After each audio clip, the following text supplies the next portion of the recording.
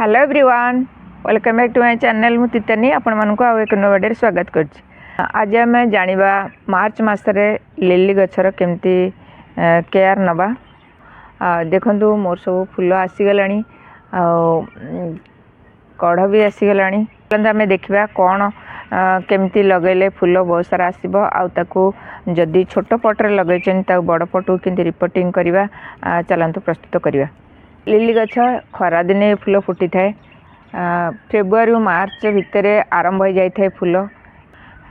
एमती कि October November पर्यंत भी प्रचुर फूल फुटी थाए। वर्षा दिन रे भी बहुत सारा फूल एथिरे आसी थाए। ए फूल 4-5 घंटा खरारे रही थाए। बेसी खरारे रही पारेनी। ए फूल बहुत प्रकार कलर मध्य थाए। आर पानी बेसी दरकार हुएनी। खूब कम पानी रे ए गछ ग्रो करी थाए, जहाँफल कि बहुत सारा आधे फूल फुटी थाए। फूल गुड़ा गोटे पेंथारे 6-7टा फूल फुटी थाए। ये फूल लगातु पट्रे हो बा ग्राउंड रे हो, मार्च फेब्रुआरी भितर ये फूल निश्चिंत फुटिबो।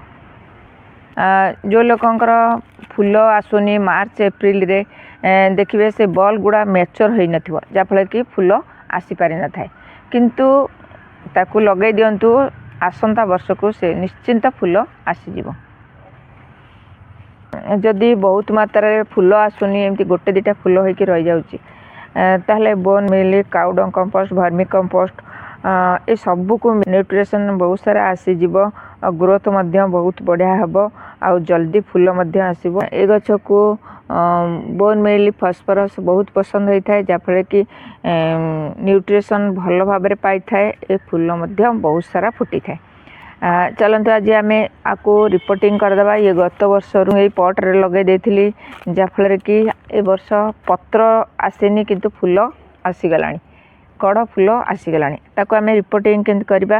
मुझे नहीं वर्मी कंपोस्ट, बाली माटी खत, काउडंग कंपोस्ट, किछि नीम खली आदि सब मिक्स करके देछि।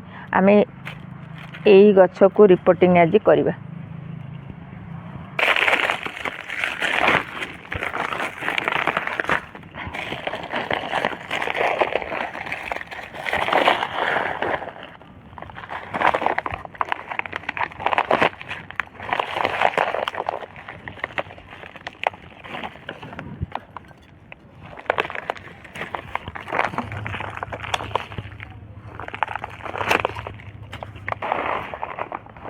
बहुत केयरफुल है करेंगे।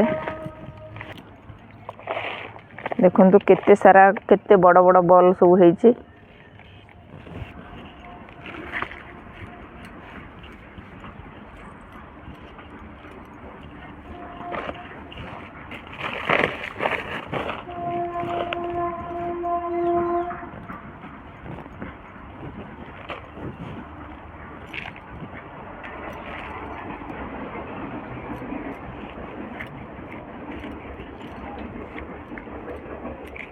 देखिए तो ये भाव में आम रिपोर्टिंग करदे।